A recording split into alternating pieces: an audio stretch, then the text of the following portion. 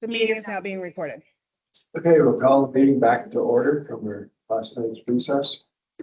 Hopefully everybody enjoyed the day yesterday, especially the trivia game afterwards. So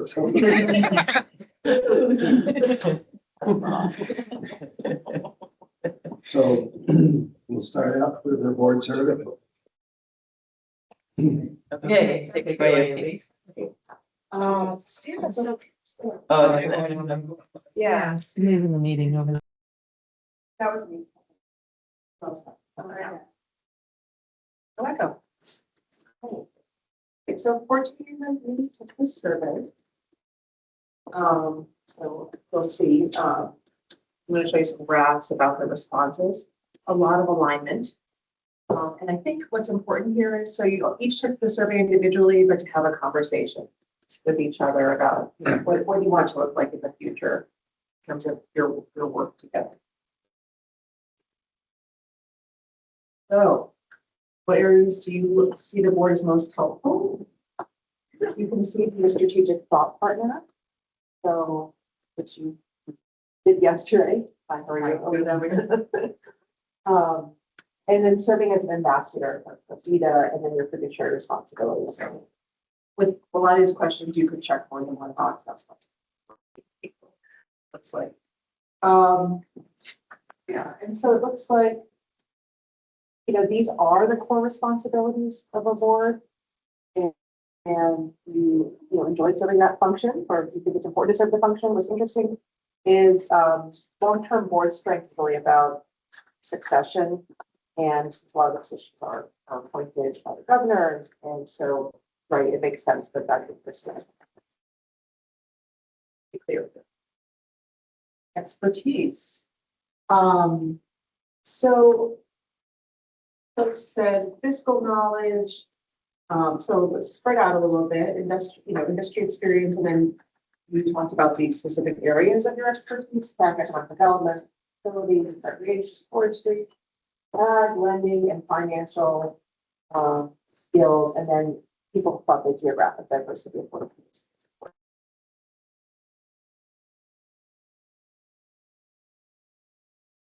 Hopefully scheduled for meeting, reporting. So this might be a question I think that the leadership team was curious about, Joe was curious about too, which is updates from staff. So 7 people said reports to and for board meeting worked well and could be informed. A couple people said a report every other month. And then I read the report monthly and think it's worthwhile to have that frequency with 5 members. So Yeah, so this was just to get a sense of where the board is at. We used to meet monthly, and then it was the last year or the year before it moved to quarterly, but we still did a monthly report. We did a monthly CEO report. We do what the approvals have been, or financial summary. So we just want to get a sense, is that good? More frequent, less frequent? And I think this tells us status quo. So I'm hoping that that's the case. Although later in the meeting, we'll discuss a proposal to meet one more time. So anyway.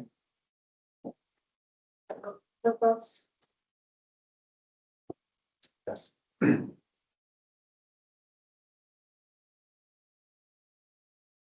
The board agenda seems to cover the topics that are important for your conversations. So the 4 people, just in terms of partly, I think it was more around, this came up a few times, and I think it was helpful that way Jennifer, as it's explained the meeting rule, but some folks thought that conversations can be difficult when they're all recorded. Obviously, that's not negotiable unless you're in executive session. So that's where some of the comments came from. And you all want their sufficient time. Yeah, you don't want longer board. That's what I get out of this.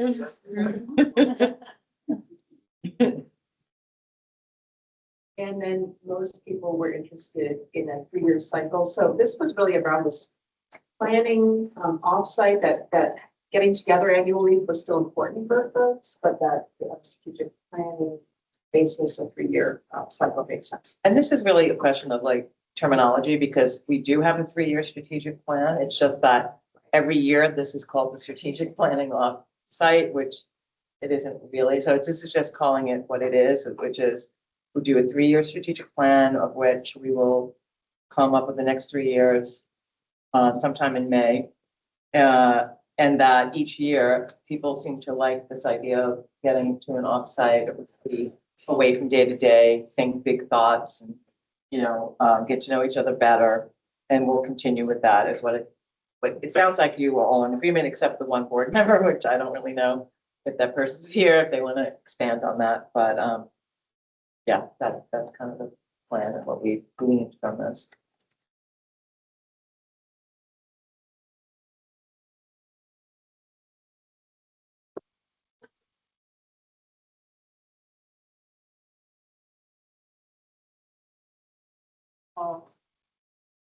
A lot of people talked about successful stories of economic development and reflecting on that. So that was interesting. And I think that came up out last night in my conversations as well. Policy, impacts of policy, also important. And then stakeholder engagement. So thinking about whether you would have a discussion, a panel of people who been working with clients. This one, if I could just interject.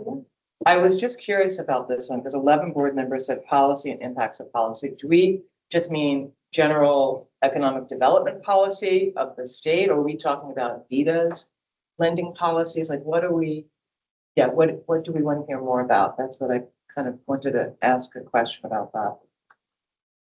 I would say VEDA. VEDA, right. And so we do review our policies fairly regularly. So it's like, what are we missing? Just so that we could hone in on that a bit more. Our lending policies, what?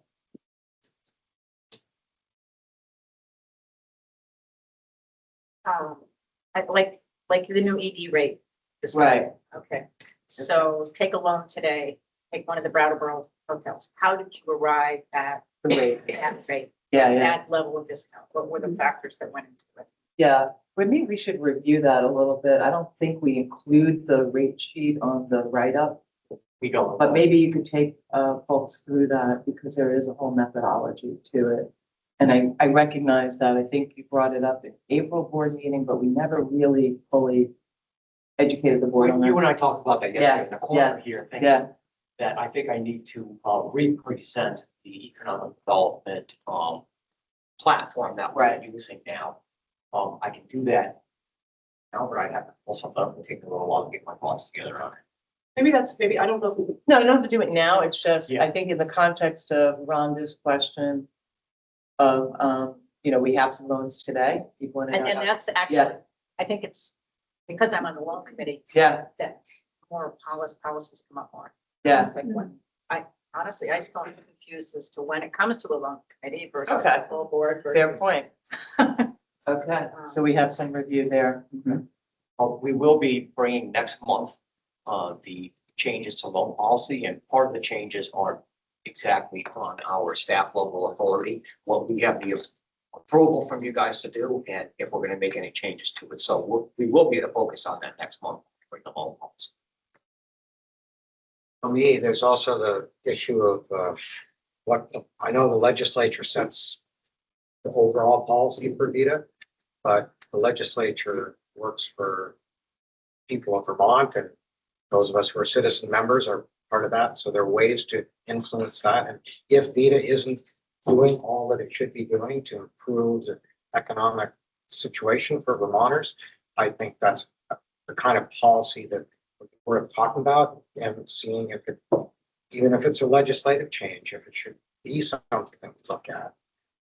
If VEDA isn't adding value above what the private sector is doing, then it need to be here.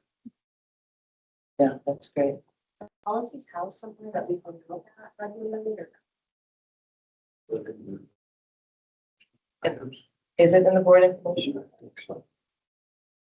Certainly, once a year, we bring our loan policies, but we have other policies as well. Like when I, like what Ron was saying about on the loan committee, I want to refresh myself on questions on part of an annual package, but we can maybe add that to resources. So you The member re- can find the meeting. Yeah. On the member resource committee, member resource channel, there's a back loan policy from 24 and a commercial loan policy. That's in the, under general and then loan policy. But as Pete said, we'll be bringing it forward to update at the next board meeting. Another suggestion that came up in the notes for this was, we had examples where VEDA funding was particularly impactful, resulted in positive economic results. So is that part of the storytelling? Is that what you're saying? As an education opportunity, Okay. success stories.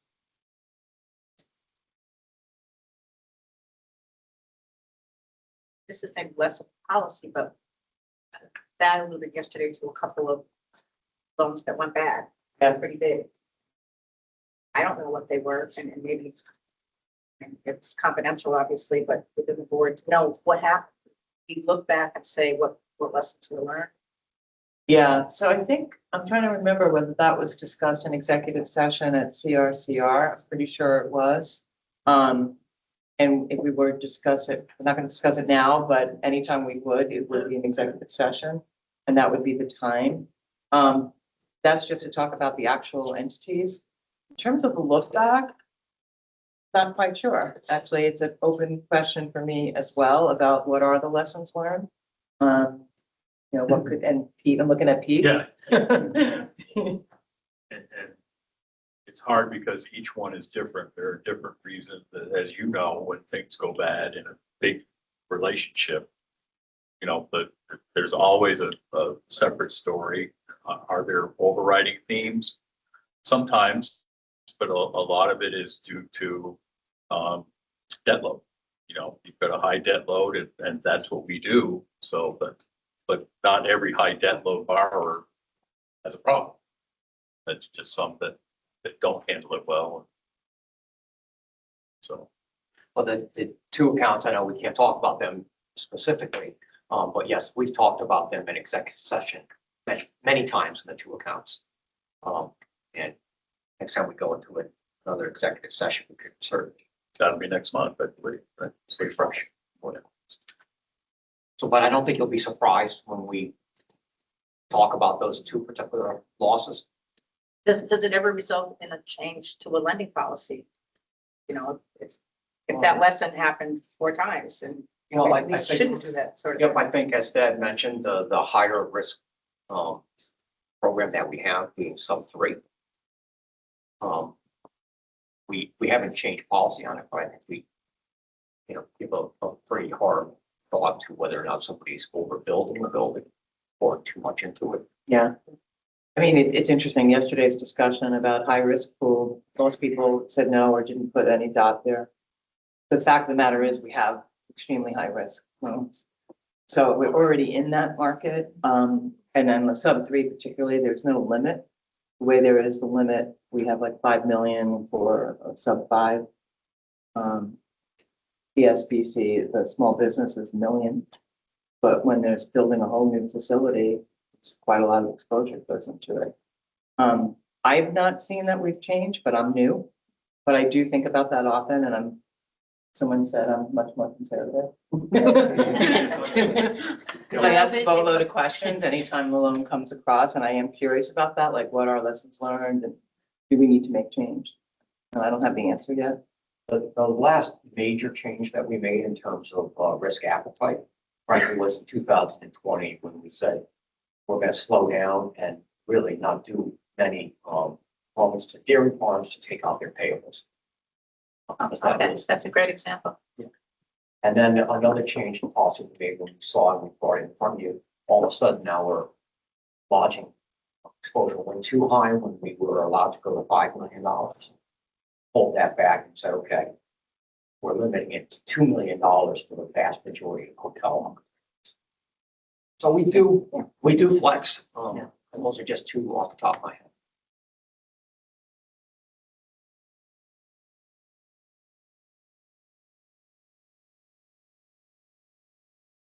One person like the monthly meetings? Are you here? You want to? Probably not. That would be ironic, right? This is great news, leadership team and. Can I ask a question about the meetings? I was not the one who wanted to go back. Not necessarily, but I was just wondering from a staff perspective, does a quarterly meeting provide any obstacles or anything for staff in trying to get things approved or moving forward? I mean, quarterly can be a lengthy time when time is of the essence for whether it be loan approvals or things like that. So I was just curious if quarterly works for the staff. I mean, I'll let some staff speak up. I think just from the short period of time I'm there, it, in a way, it doesn't matter because we're doing monthly reports and it's also, what is it, bi-monthly, loan committee meetings. So it's not as if the quarterly nature of the board meeting stops us from continuing to approve loans. And every week there's staff level authority meetings for, loans. Jerry, I was concerned that we went from to quarterly, if you recall, we had a discussion 2 years ago. I was worried that we would lose kind of this cadence and it'd be easy to push stuff off in the corner of your desk because we're not reporting monthly.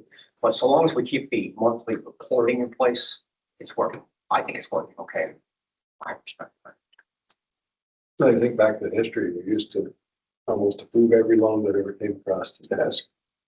And then we kept raising the limits, and now we've raised the limits high enough now, so the loan approvals are not as critical as these. So then we asked something that would improve your experience. And so I just been able to sum it up in these points. Would like the expertise on the board, and I think that both more policy discussion came up, but also just more strategic conversations.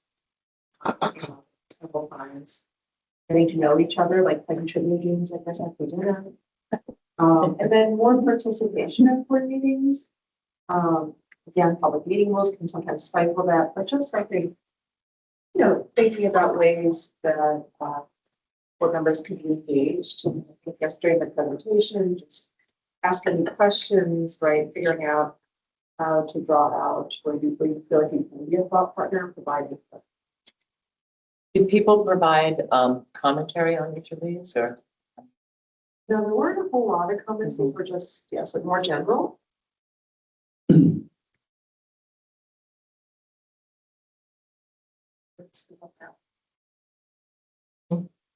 anyone wants to speak up now and elaborate on any of these. I mean, the one that just struck me was appreciation for the expertise on the board. I'm hoping that doesn't mean we're not showing appreciation for the expertise or that you don't have enough time or opportunity to volunteer your expertise. Like, I don't know how to read that or do something about that or.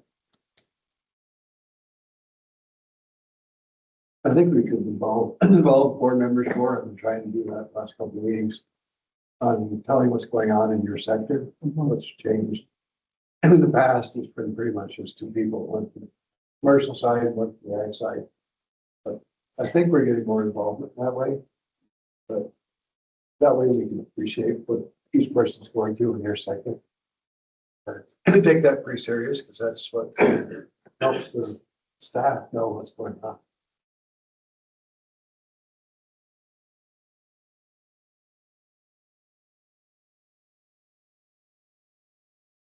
Progress.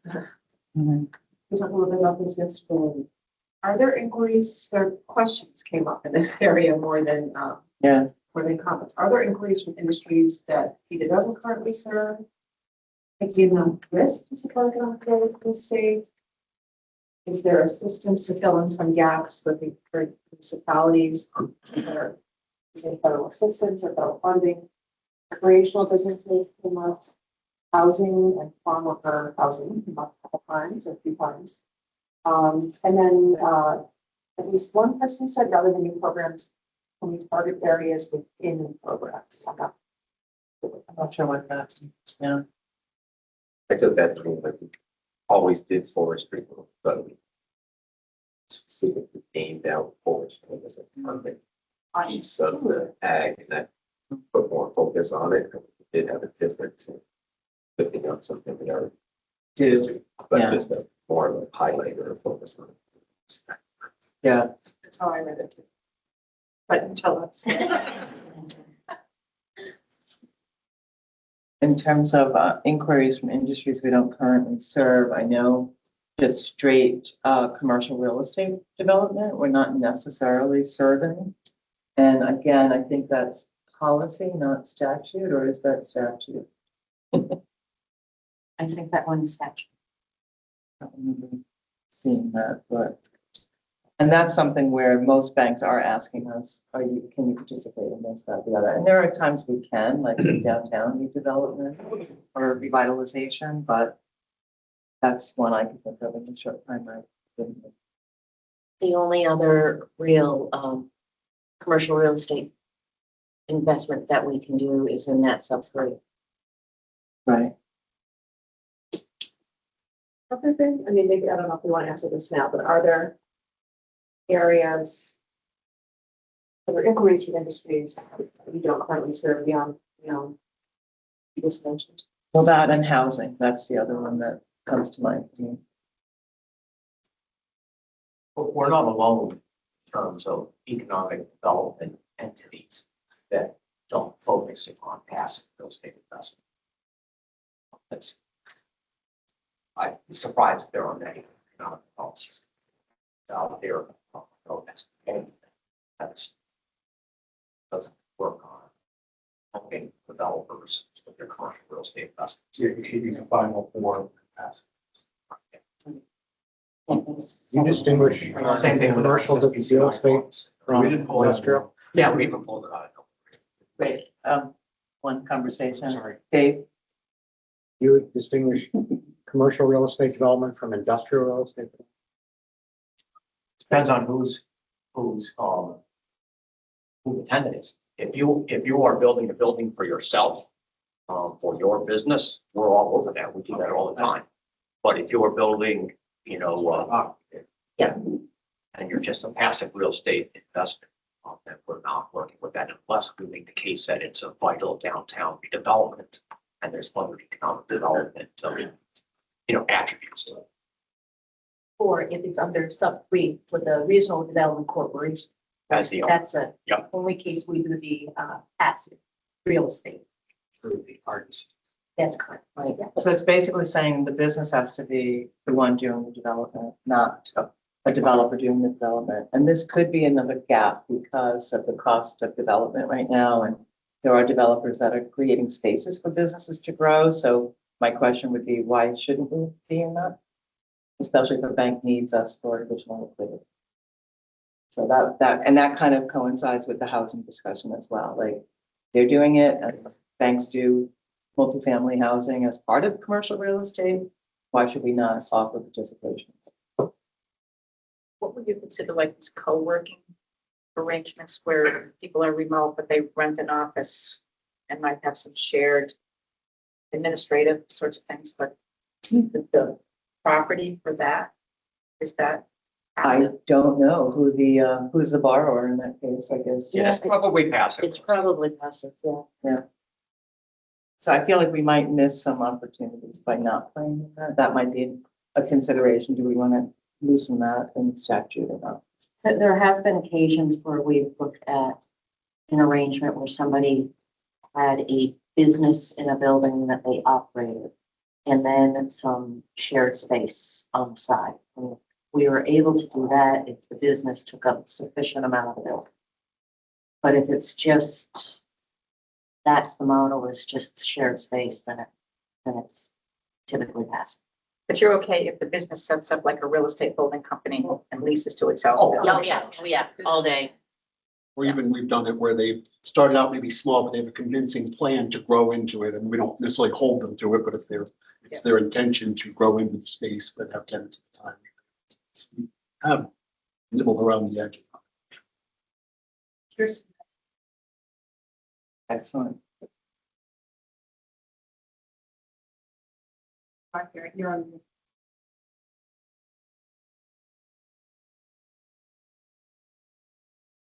She stepped out of the screen, so we'll come back to her.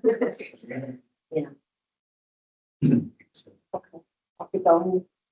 Let us know. I guess I'm curious, the bank or, members.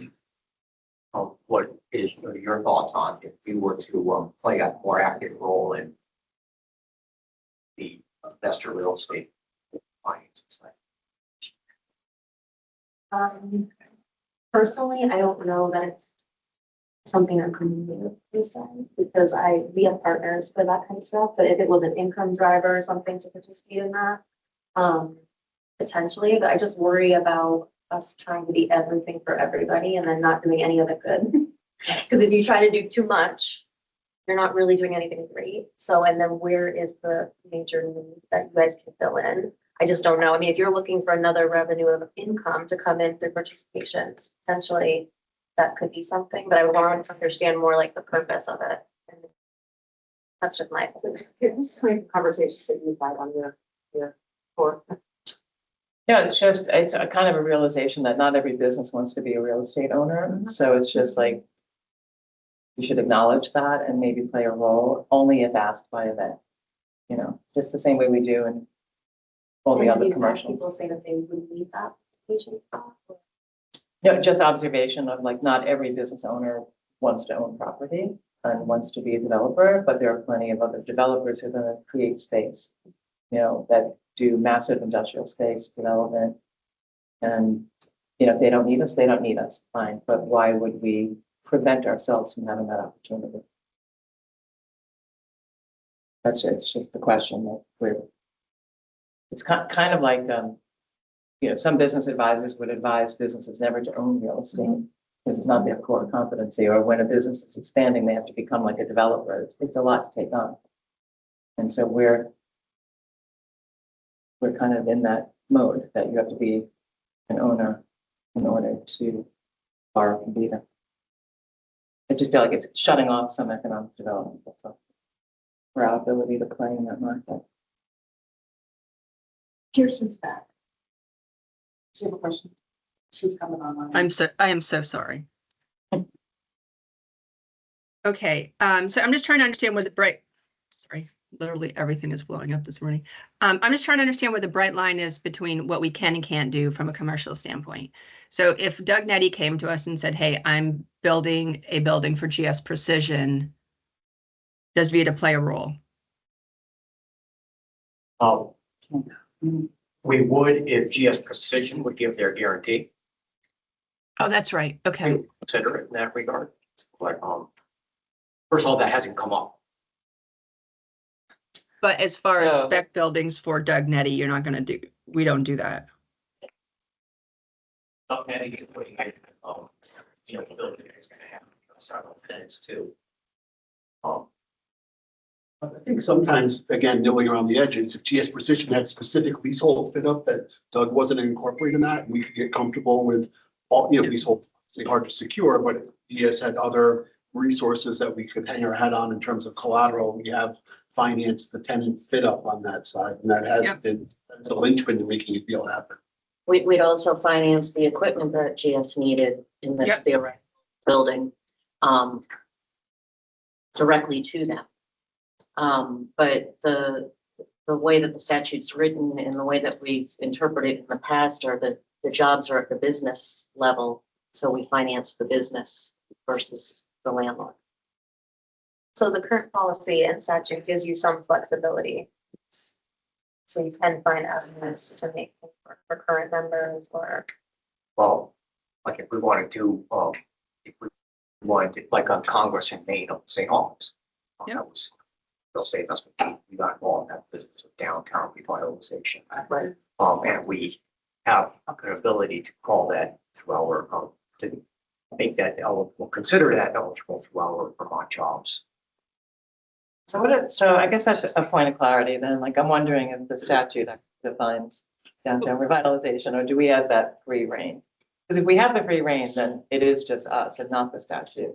The statute defines eligible projects, and it does say that the way it's worded, it sounds like it's not passive real estate, but we've used the sustainable jobs strategy in the past as an overriding. And the sustainable job strategy for those who aren't familiar with it, was like basically we could do anything. That fits the. And now it's codified. It's codified in statute. It's codified into our statute. So is that a loophole that we could participate if we wanted to? Or do we want to better define it so we don't look at it as a loophole? Correct, thank you. That language. All I'm trying to figure out is just sort of like, what are the needs in the marketplace? How can we play a role? And then what are we prevented from doing? By statute, by our own policy. So you were able to do Congress in Maine, which is retail and housing and office, right? Because it's in a downtown? That's correct, but we were not involved in the housing. Right. Just the You just commercial. Okay, okay. Same with that high. And then high the same, right? That's Yeah, right. and that Fine, yeah. downtown. Right, revitalization. and downtown redevelopment is identified as an eligible in the sustainable jobs specifically. Yeah, clear as mud. I was just gonna say that. Thank you. Do whatever you want. Well, I mean, it's more like do what is necessary for economic development to thrive, right? That's kind of a North Star. And that's when we use the strategy, when we use a sustainable Yeah. job strategy is just the. So. And, what was telling about this one? Oh, sorry, page 12, housing and farm worker housing. We currently do farm worker housing, so just maybe folks didn't aware. That's the only house. And farmer housing. Huh? And farmer housing. Yeah, Correct. So how is the employee housing different? that's a very good question. That's Statute, we want to, because in the VEDA statute, it expressly states except residential. But I guess why are we able to do it on the back? That statute. It says, Different statute. and it says farm worker housing.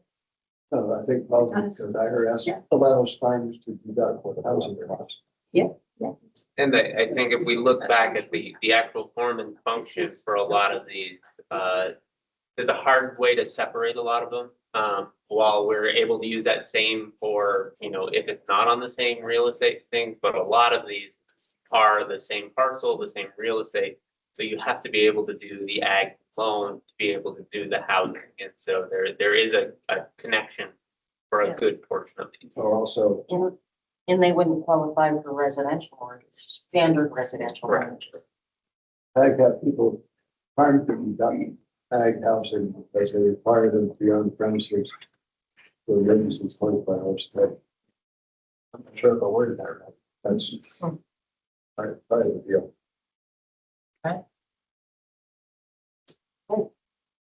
Yeah, me too.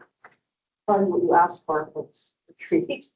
Folks pointed to, having goals and being confident in the next steps.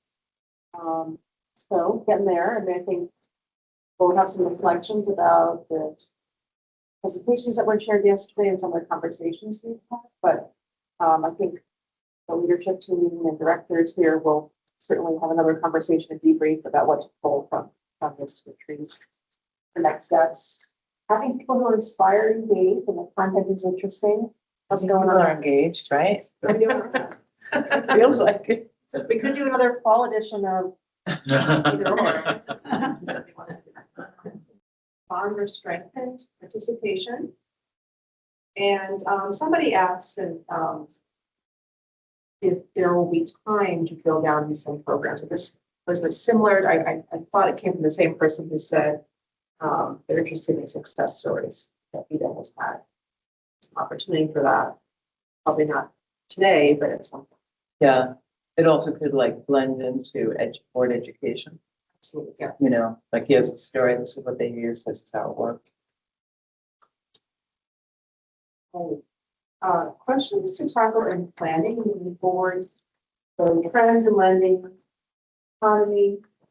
Is VEDA positioned to be as easy as possible? Just like the conversation that we just had. Maintaining core strengths and values to Vermont, and Vermont needs to evolve. What skill sets does VEDA need possess to best fulfill its missions? I think it's around questions of capacity. If you move into new areas, you have the staff to do it, or even more depth in certain areas. Funding opportunities, grant opportunities, new opportunities, federal funding impacts. I put those all together. Those came up for people using viewport sources most effectively. Is there need for legislation and policy? How's the post-CO transition going? Expanding presence and outreach. And then understanding strategic trends, the value proposition, and remaining relevant. So a lot of discussion around meeting the need of Vermont and Vermonters. Not to say the organization is already doing that, but I think if this, as we move forward, in fact. Any comments on this and elaboration anybody wants to provide? Or did you have any specific questions?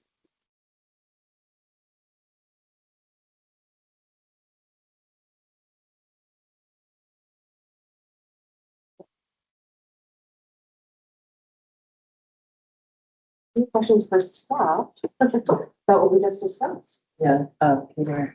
Yeah, I'd like to go back to the conversation we had 2 minutes ago about the way in which we do and can support commercial real estate investments that aren't being made by the business we're trying to support. I thought you made some compelling observations around how not every business wants to own real estate, not every business should own real estate. That we had a really good conversation around like how do we currently navigate that. I really appreciate it.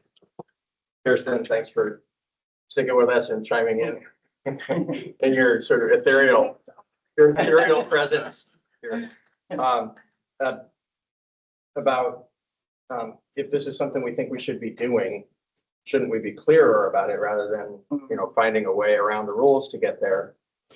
I found that very compelling. And then we seem to move on to the next thing. And so I guess I have a question for staff and then an observation. My question for staff is, were you seeking something particular from us in raising that? Or was it just to kind of get the strategic juices flowing? If you were seeking something, it'd be great for you to name it.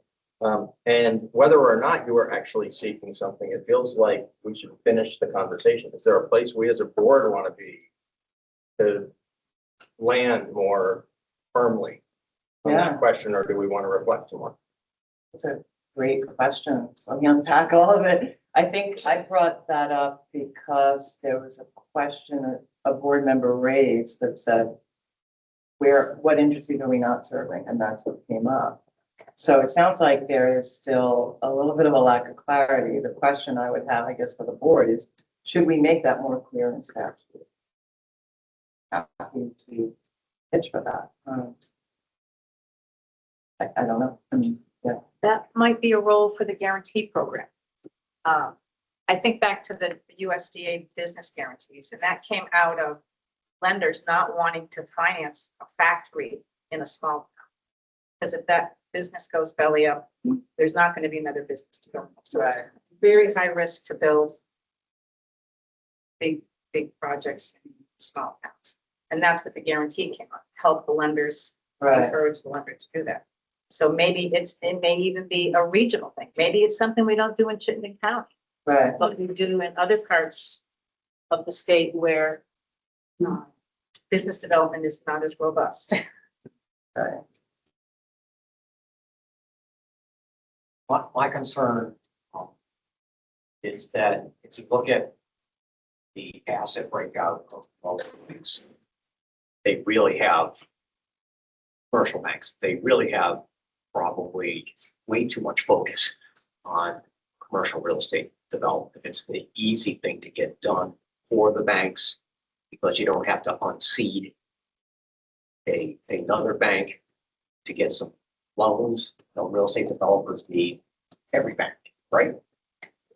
And I think that if we were to focus more on commercial real estate without it being in this sustainable jobs type of niche that we currently do, I would be afraid that VEDA is gonna pull away from its mission.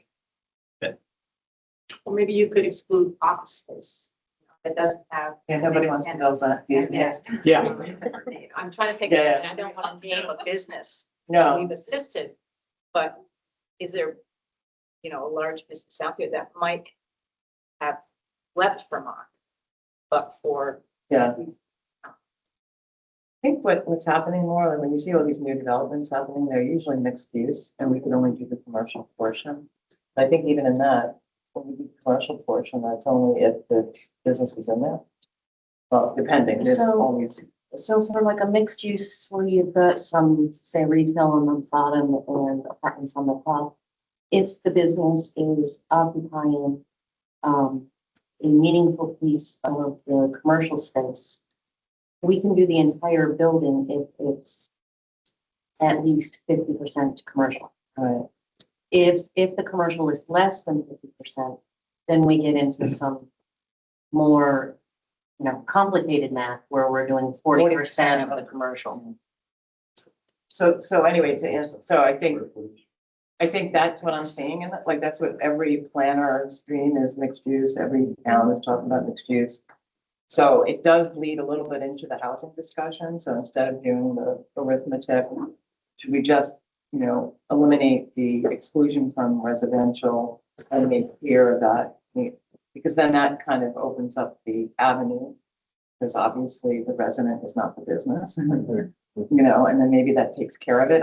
I don't know, I'll have to confer with Jennifer on how we would do that, if that's what the board is thinking we should do.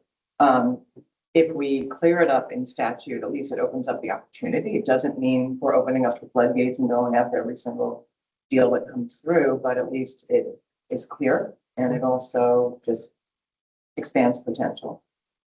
And it might not just be the large examples that have been shared, but next town north, there's a very highly praised development. Yeah. The retail first floor with Yeah. 6 or 7 apartments above that work at scale for smaller towns. It's a very different development process. Absolutely, and I forgot Are his name. we able to play in that? right? That is such a great point, because they're the types that don't really, VHFA does not play Right. in, because they're almost like too small. And there are examples of that all over the state, so I think he's doing another one in Bradford, right? He did one in Fairleigh. It is this town, correct? Right, it is his town. He It did is one in this town. Fairleigh, and Yeah. I think he's sending that to Bradford. Yep. So, yeah, so again, getting back to the question about, are there gaps, are there industries we're not serving? Those are the ones that came to mind, and yeah, if the board is agreeable, I'm happy to go to the legislature. I need to say, can you check with some of your partners to see if the need is there for the impact of the work you guys have to do to get that in the statute? Yeah, That's my. yeah, we have a meeting set up with VHFA a couple of weeks with the team. We've talked to everybody from Let's Build Homes to Whitney Burke. Other banks that we've been meeting have always asked us, can we participate? So that's kind of a little bit of due diligence. We have another meeting with some say, I think Northeast Kingdom does not get a lot of attention from VHFA. So, yeah. We're trying to solve what the HFA can't do. Well, we turned it that way last year, and it didn't work. And this year I'm thinking of it a little differently, like just collapse it into the commercial permissions, if you will, which is that we take participations. We're not competing with developers, we're just taking participations. So, yeah, I think, but yeah, we're always going to be meeting with partners to understand that this is a need. Also, just in overall, anything we go to, it's housing, and housing is economic development. So it's just odd that an economic development authority would not be engaged at some level. Yeah, that's the spiel. And I don't know, I mean, it would be great to hear from the lender, like, I don't know, and Young, what are you hearing out there? I know that you know all the developers out there. So since we have not been able to participate in any housing, so when we hear in passive, investment, real estate investment, either commercial or housing, we really haven't had a bigger discussion about it. But just hearing about the comments from the board members, like especially Rhonda, talking about not like the office, but more passive, like real estate or business, housing business, but business owners don't have resources to do it. Then we typically recommend kind of going to the regional development corporations, they can work with that, then we could be part of that. Right. So we part of it. If not, we also have the, I know it is not in the statute, but we do have the sustainable job strategy that we take an exception if it makes a meaningful economic, impact. So I think we do have the tools and the housing side of it, whether we want to be filling the gap that DHFA or someone else cannot do. And we could take a look at that, but it's gonna be an interesting kind of way of figuring all the statutes and rules and, how we work with the rules that they as well. So now it's gonna be interesting, effort, but if board wants it, we want to do it. Yeah, I mean, because like the example that Steve just gave, I don't think the HFA was in that at all. So if you like, we would just be helping projects happen that may not otherwise happen. But that could be, we could use the boundary. Yeah, we could redevelopment, participate in yeah. that one, but maybe not for the housing part, but just for the business. Yeah, but typically on the new chip deal, it has to be mainly housing.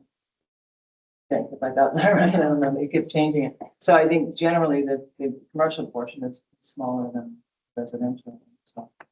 I only have a one-off, but we had a project that we were optimistic that we could do in the Essex Five Corners area, and basically the borrower wanted more leverage, and we thought the bank was going to allow it to do it, and even with us subordinate behind it, we used a single job strategy. At the end, the bank wouldn't let them do it because they weren't comfortable with the leverage, even though we were behind it. Wow. It's still a cash, Right. even if they're Right. senior, there's still cash flow issues. There's still deals that should not happen. Right, and that one I Right. think should happen. I mean, Yeah. it might just, again, it's a one-off, but. Yeah. Let us know. Yeah. So on these mixed use, does it make a difference if it's condo style where individuals own these apartments or rental? For the developer owns the whole building, rents out portion. If it's a condo style, then, either, a personal is gonna own a residential themselves, or the business is gonna own that condo themselves. So if it's a business, we can finance the purchase of the business condo. If it's residential, of course, we can't. To the extent that it is leased, we can, always do a portion of the commercial space. And if the commercial space is at least half of the building, usually we go by square footage, then we can do a portion of the entire building. And that is per statute that we can do mixed use. The challenge has also been, not to get too far into the underwriting, is oftentimes in these mixed use, the first floor is some level of retail. And it's very rare that they can actually get that leased up in advance of building it. And so like, Putnam Block isn't still fully,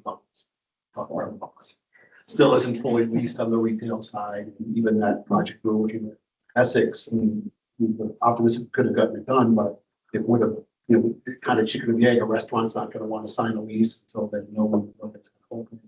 It's that challenge when you're not building it for the business itself, unless we've got, basically underwriting the lease and or the potential lease. And it's always definitely a challenge to underwrite a potential lease. It's often a lot. I believe Congress in Maine still has leased out their.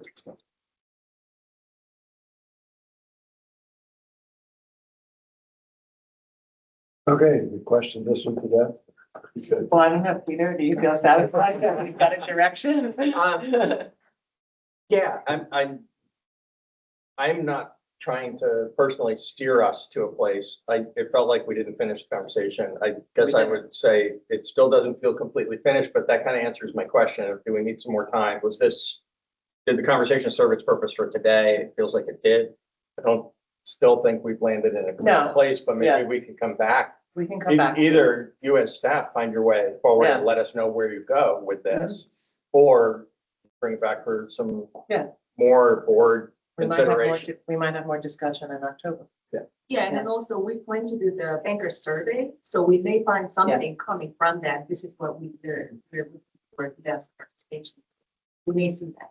Yeah, I think a big part is gonna be the VHFA appetite, but clearly defining the roles that they want to play, and then maybe we take the roles that don't play our roles. yeah, I think that's right on the housing piece. Like, you know, if we're going up against them, like Yeah. last year when they weren't interested in Right, collaboration with us. Right. You know, so it's hard, you know, there's no place to go in that, Right.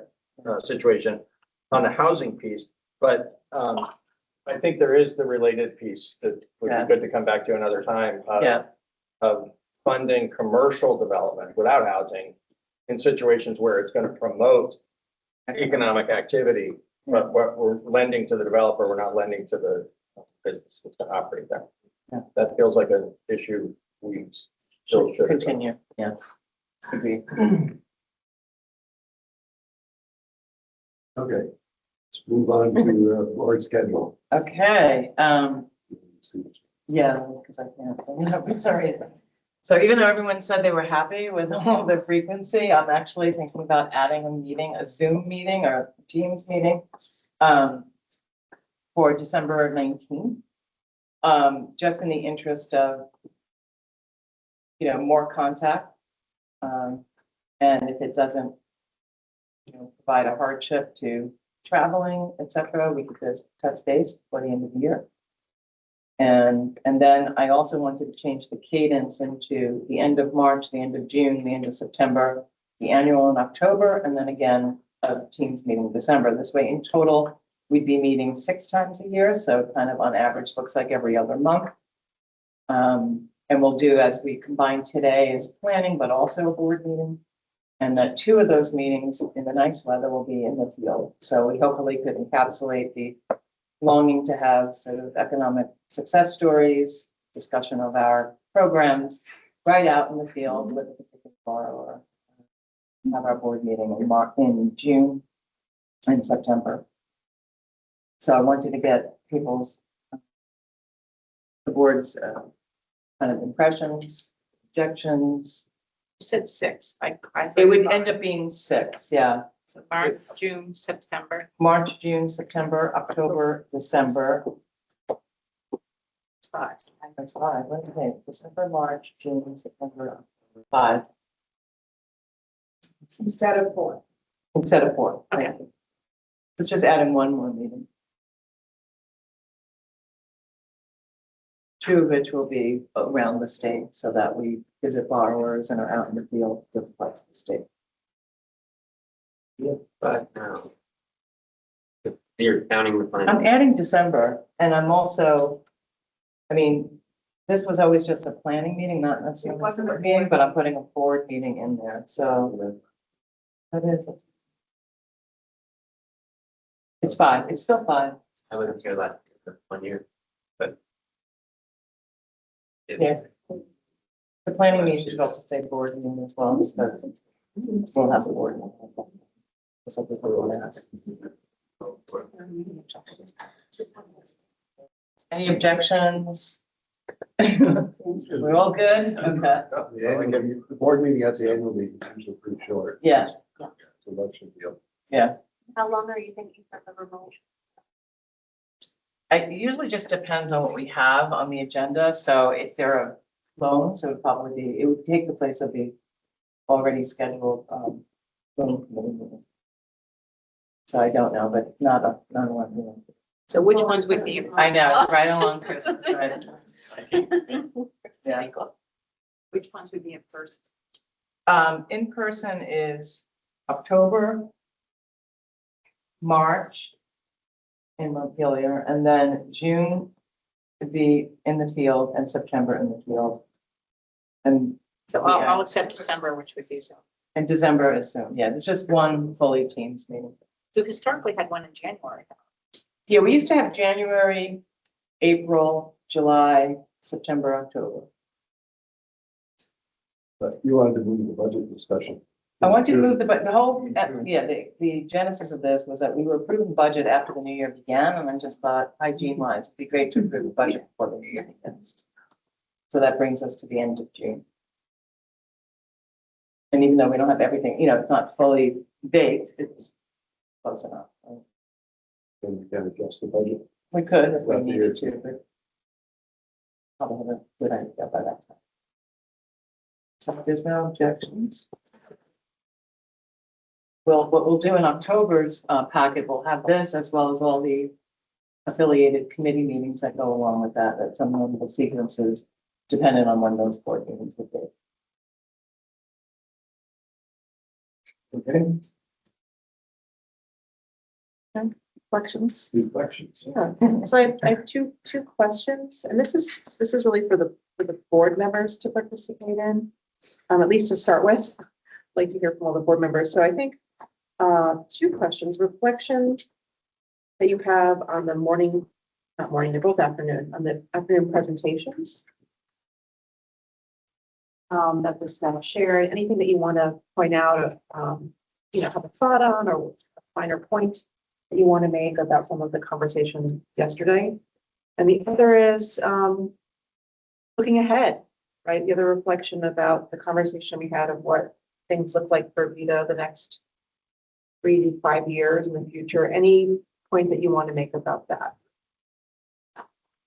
So I wonder, just for the board members, if folks could, I know we're just asking these questions now, so for those of you who want to think about this for a moment, you don't have to go first, but yeah, it'd be great to hear your reflections about that. I thought the senior management presentations and involvement were excellent. It's nice to hear from, again, no offense, Joan, but from your team, Yeah. where especially some that are taking on newer roles or expanded roles. I thought that was beneficial, and Mel did it, in my opinion, a really good job.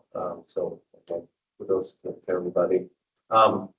The most impactful part for me of this was really the individual breakout meetings, and we talked about, I think I kind of made up where are we going to be? We didn't list all the questions, but it was nice to see in at least our group, and then I think there's a lot of alignment because there's a lot of green or blue dots on a lot of the different spaces. But, I think we did well maybe to identify those bigger items that, in my opinion, we can't stop talking about, kind of like Peter's conversation around housing. What do we want to be in the market for commercial? There was a lot of talk about how do we return the best bang for our buck for our borrowers, interest rate discounts. So I think, in my opinion, there's enough big nuggets for staff or leadership to take, and then hopefully incorporate in our next few board meetings to really frame up where we need to be. But I'm also pleased, and maybe I'm just conservative, that we didn't go so far into the stratosphere of doing something totally different than what we already do. And I think, if it hasn't been said, I think we need to reiterate the compliments to staff where we are today to have the strong footing to be able to do some of these other items. So a lot of appreciation goes out to the work that's been done so that we can be done Vermont strong. I thought it was a really good session. I like the shorter afternoons instead of the full days. You get more out of it, and we would be remiss if we didn't carry this forward over the next 6+ months. So, nice job. That was really helpful. Wow, thank you for setting the stage there. Who wants to follow that one up? I don't have anything to say. I want to agree with 100% with all of that. Nothing to add to what Tom just offered, except yes. But I also want to come back to, we had a little fun yesterday with the leader base. With Jennifer's presentation, we had a little bit of humor around like the boring stuff. And I just want to speak up for the importance of the boring stuff as well.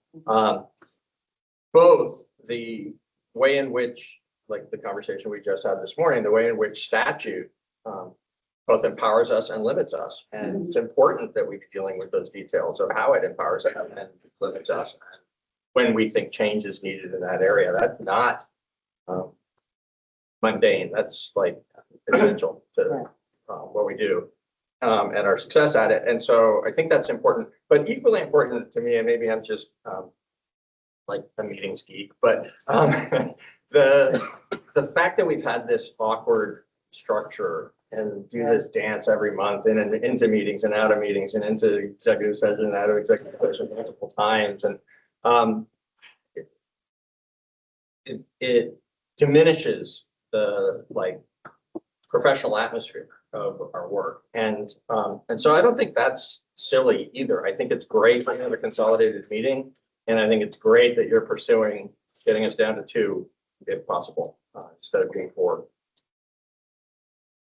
Thanks for all of it. Any other comments? Yeah, I agree with all of those comments. Pick a few highlights, I think. There's like an inside look and an outside look strategically. I think Renee's presentation hit my take on the inside look, which is improving our efficiency and effectiveness, because if we're doing a good job internally, that makes us more able to deal with change as it happens on the outside. So I like Tom, like all of the staff presentations, but I had some particular interest in systems efficiencies. To simplify, I guess I just, for the outside piece, I know we have kind of a look at VEDA's numbers that's gotten skinnier over the years compared to what we used to do. As I think about Vermont 3 to 5 years down the road, I probably needed 3 or 4 more hours of preparation time to acquaint myself with what base case is. So potentially, for the next time we do this, maybe a different setup for that. What would be most helpful? Well, we've Because seen we these things struggle before, both in VEDA and maybe in other meetings, but kind of the demographic doom and gloom story.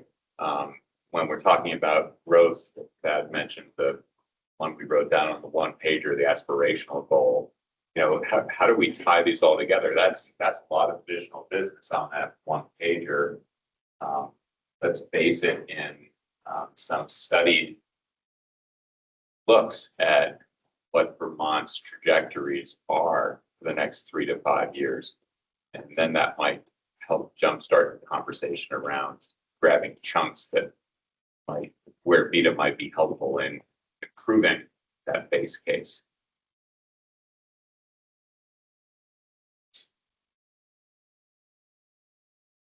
Sure. Yeah, I also really enjoyed the senior leadership presentation. I told Joan yesterday I was extremely impressed. I mean, I think you guys are very talented in your lines of business, which is exciting to see what the future holds.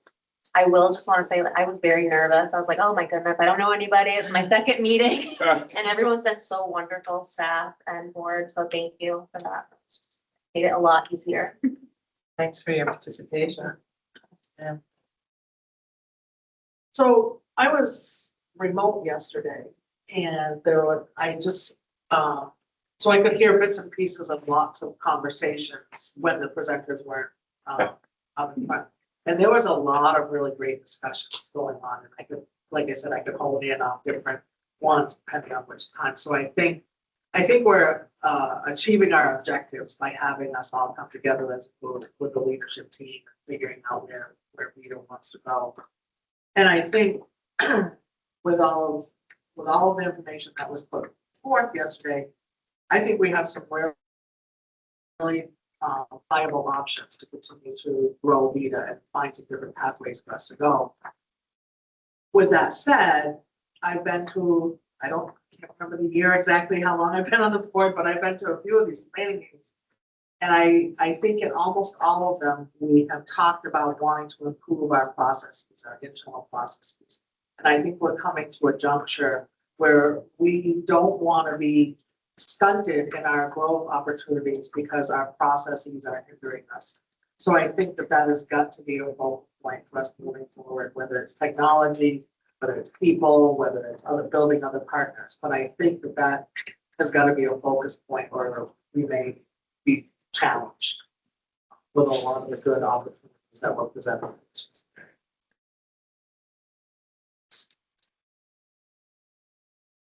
I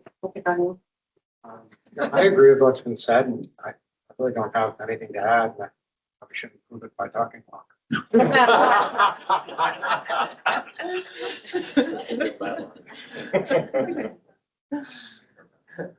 I'll agree. I loved the marketing discussion too. And the fact that bringing it back and kind of get bang for our buck. Hopefully. I like Steve's suggestion about a demographic picture of the state and where we are. I'm always pushing, get to the Northeast Kingdom, get to the Northeast Kingdom. Yeah. And people wants us to go south and we need to. So how are we doing in that realm? You just approved a loan this week in Brighton. I know, I know. And there were 7 on the inquiry list, so I have that comment already. But that is something that I think we should strategically always. look at. Absolutely. But staff presentations, Excellent. excellent, excellent. That's. I think we're gonna move forward. Oh, I don't Staff, know if Kirsten, Oh, Kirsten. Hi, I'm sorry. I jumped back in the middle of the discussion. What was the question? Just reflections from yesterday, like what you found useful, great, bad, different. I like and I think a couple of people have already said this, the staff presentations. I think that gave us a good insight into roles, responsibilities, and a little bit more about, everyone's personality. It's nice to have that level of participation for sure. Beyond that, I had to jump in and out a lot yesterday, so I probably shouldn't weigh in much more than that. My apologies. No worries. Thanks, Kirsten, for typing in when you did. I thought you had great ability to stay on track considering you were remote. hard for you on there for a few hours. Am I allowed to ask for feedback on Post-it notes? Okay, so I just wanted to say too, because I didn't know if this was allowed. It's an open meeting, but I mean. An open meeting, Yeah. okay. So this You is can ask really, for I'm just by gonna email hand these out. tomorrow. Yeah, so we're gonna move forward to the next part of the meeting, but I'm going to hand these out. If you have feedback for how this went, what worked, what didn't for you, it's just great to capture for the next time. So I'm gonna just hand these out. Is that okay? And you ready to move on? Okay, while she's doing that, we'll move on to the next. To the consent agenda. And in light of trying to combine everything together, we're going to consent ag 504, all commercial, So it's all the minutes, all the minutes. all the informational All the staff items. authority and all that stuff. So, staff authority, in light of what we just talked about as far as phones going bad and whatever, still important that we study those, look at those approved loans that staff do, to make sure they're still in line with what we think is appropriate. So hopefully everybody's had a chance to read all of these and feel comfortable with it. So at this time, I'll take a motion to approve the consent agenda. Okay, second. Second. Done. Thank you. Before we vote, yes, comments. Could we, please hold for discussion the, 504 loan approvals and approve the rest of it? As a Yes. package. We can do that. So we'll ask for any other discussion first. Rhonda? As promised, I want to compliment staff on 7 active projects in the Northeast. Thank you. Okay, so we'll pull out that 504 loan that you mentioned. We ask for a vote on that motion. Yes, yeah. Approve the consent agenda minus the 504 loan. All those in favor, signify by saying aye. Aye. Any opposed? Aye. Thank you, Kirsten. We heard you. Okay, with that, we'll now move on to loan that you want to pull out. Thank you. Yeah. Do we have to go into executive session? I'd like to ask the question and then I think the Okay, staff should decide whether we go into executive session for the discussion on it or not. Yeah. My question is less about the particular projects, but more about the fact that both include policy exception. And it was interesting to me to see these two as policy exceptions. been my experience, unless I've been inattentive, that over the years, almost all of the loans that get approved by staff that we just see as informational, the answer to policy exception is no. And so here, not only was there an exception to that norm, but both of these, in in this same realm, in this one meeting. If I'd like to understand better two things, whether this indicates something interesting that we should know about, rather than just being coincidental. And secondly, something that like a little bit more information about the process staff goes through in determining when to move forward with one that is a policy exception, since that's by definition like outside of our normal path. And if that should be an executive session discussion, I'd be happy to move it. We go into. Discuss the parameters of what is director, staff level, and how we handle policy exceptions before we get into anything. Yeah, in both of these cases, these are loans that obtained an SBA guarantee. And that's why we went into, there are both cases where the LTV was exceeding our policy, but we offset that by an SBA guarantee. Oh, thank you. And that's the reason why they both have policy exceptions. Okay, great. And is that something you expect to happen more frequently? Is there some new program that's kind of lining that up, or some circumstance that's making that more common, or was this just a one-off? So the SBA had a pilot program that you may have heard of called the CA loan program that we've been using, and they recently put that into place permanently. Now the small business, yeah, it's part of the 7A, small business under 7A. I forget what the acronym SBLC stands for. Okay. But with that permanency in that program, it allows us to use it more often on different kinds of loans. And for us, we use it in these cases where it's outside of the normal range of what we would do, frankly, without an SBA. Great. And that guarantee does limit our loss if in the event of a liquidation scenario. Thank you. Yep. Okay, with that, we'll vote on this particular item. Motion. Informational item. We have to vote on informational items. Oh, because it was part of the it's part consent of the consent agenda agenda. and it was But excluded you pulled from, it out just for discussion. No, that. Yeah. So you took the vote. we should probably go back and vote on them. excluded it. We exclude it. We take another motion to So approve the whole. Would the consent motion agenda. be to accept? The whole consent agenda. Yeah, yeah. So I make that motion. Okay. Steve, any other discussion? All those in favor, signify by saying aye. Aye. Opposed, abstained, carried. Thank you. Now, we can move on to where we usually start the board meeting, the CEO report. I didn't really have much of a report this month. We were busy planning for this planning retreat. Having said that, as you know, the number of personnel changes, with Pete leaving, Sandy stepping into the role of chief lending officer. Young was promoted to director of commercial lending. So we had some, changes. We are recruiting for an executive assistant because Alice can't come back at the time, for the time being. So, and we've gotten some good resumes. We have a few other job postings out there as well for loan assistant. So, yeah, it's been busy. It's been a robust schedule of loan approvals, as you could see. We are gearing up to discussions with partners on legislative asks. I've already talked to head of the Commerce Committee about some of the ideas and working with Allison Eastman to talk about how to kind of lay up the ask on back, for the agricultural committees and how to set that up so that it's not a surprise. Yeah, I don't really have much more to discuss on that front.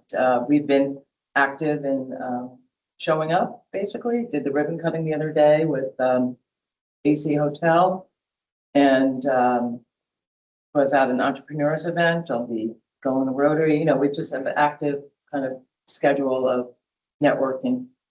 But, yeah, that's about it. We're gearing up for an all-staff meeting soon, discuss returns from a employee survey. So, yeah, the staff, everyone's been extremely busy and, yeah, it's been a very robust fall so far. I like the fact that you guys do pictures on the CEO report. I think Yep. it's more interesting. Thanks to Christine. Yeah, it's more interesting to look at pictures, definitely. But the wording is also great. It's just attraction eye. for sure. Absolutely, couldn't agree more. Events. They well covered it. We have a nice, robust, Closing department is extremely busy as well. has a lot of potential loans coming on. Yeah. It's great activity. Fantastic. Okay, at this time, I'd like to move into executive session. And I will take a motion to go into executive session to consider third-party confidential and protectable matters, premature public knowledge of which would clearly place VEDA or individuals at substantial disadvantage. I take a motion. So, thank you. Second. Karen. All those in favor, signify by saying aye. Aye. Any opposed? We'll move into executive session. And we can stop the recording.